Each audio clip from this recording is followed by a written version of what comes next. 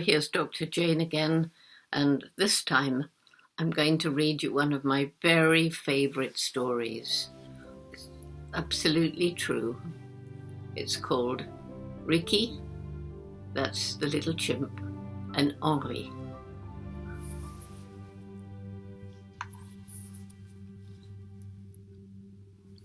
It's again illustrated by Alan Marks, and here we are, a true story, Rickie and Henri. Rickie was born in the rainforest of Central Africa. For the first 2 years she lived with her mother and the other chimpanzees of the community. Her mother was the centre of Rickie's world. She carried her from place to place. She comforted her when she was hurting or frightened. Every hour or so, more often if she wanted, Rickie could drink the good warm milk from her mother's breasts. Perhaps she had an older brother or sister. Perhaps her grandmother was alive. We shall never know.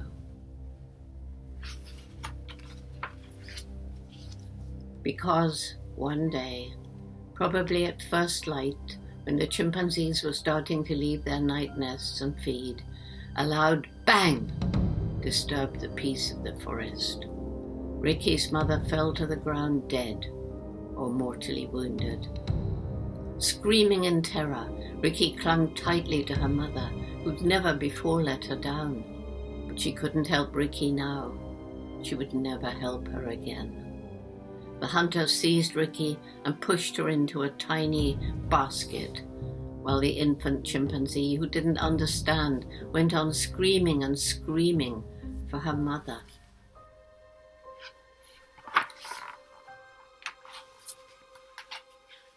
The long journey through the forest, cramped in a little basket, must have been a nightmare for Rickie.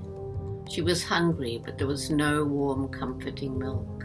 She was frightened, and she was hurting because shotgun pellets were lodged in her little body. But however much she cried, there was no one to help. Eventually, Rickie was tipped roughly out of the basket. She stared around in bewilderment. Everywhere there were huge people crowding close and staring at her, laughing in loud voices. Rickie was being offered for sale in one of the markets of Brazzaville in the Congo Republic. It was hot, and she was tired and thirsty. Her wounds were hurting even more. Desperately, she looked around for her mother, crying softly. But her mother didn't come, and none of the people understood. Rickie stopped crying and curled up on the ground. She closed her eyes. The tall, distinguished Congolese man, who stopped presently to look at her, thought that maybe the little chimpanzee infant was dead. He bent down and touched her. She opened her eyes. She was too tired and weak to be frightened. The tall man knew it was against the law to capture and sell infant chimpanzees. He was angry and threatened the hunter, saying he would report him to the officials.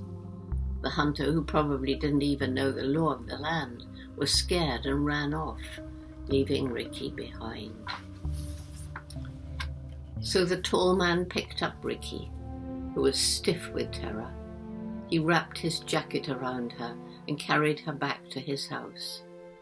As he went up the steps, his shaggy dog Henri sniffed at the strange-smelling creature in his master's jacket.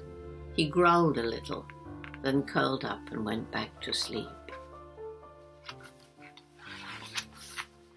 The tall man was very kind to Rickie. He found out the right food for an infant chimpanzee and fed her good meals. He asked a doctor to take the shotgun pellets from her neck and back, and gradually some of her joy in life returned. Of course, she must often have thought about her mother and her life in the forest, but she learned to make the best of her new way of living, part of a human family. The tall man was her guardian, and Rickie loved him best. She was terribly upset when he had to go away on a business trip. The rest of the family didn't like her in the house. They went on feeding her, but they shut her outside. Good food is certainly necessary for an infant chimpanzee, but just like a human child, Rickie needed affectionate contact with a caring adult.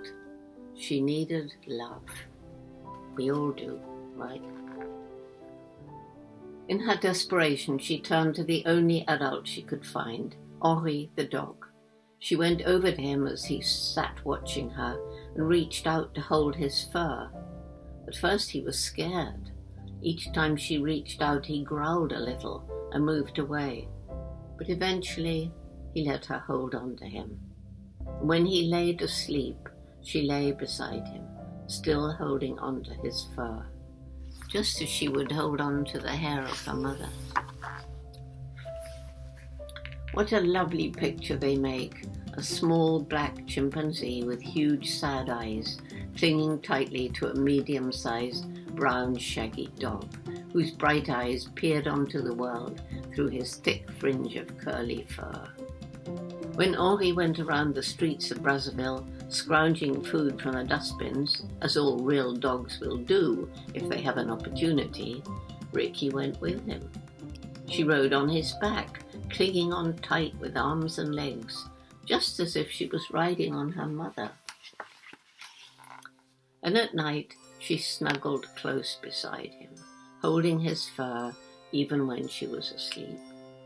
For several weeks, Rickie and Henri could be seen together in the streets or in the back garden of the big house where they lived.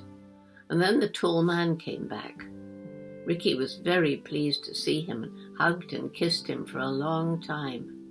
But she still spent a lot of time riding about on Henri and sleeping close beside him when her human guardian was at work. At last the time came when Rickie was far too big and heavy for Henri. It was very important for her to live with others of her kind so that she could learn chimpanzee behavior, chimpanzee manners. And so, though sad to part with her, her guardian sent her to a sanctuary where many orphans like herself were cared for. Soon, Rickie made many new friends. And what about Henri? Wasn't he sad losing his chimpanzee friend? He was, of course, but not for long.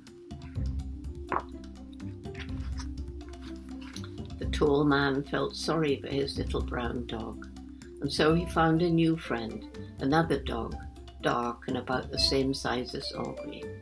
So everyone was happy at the end.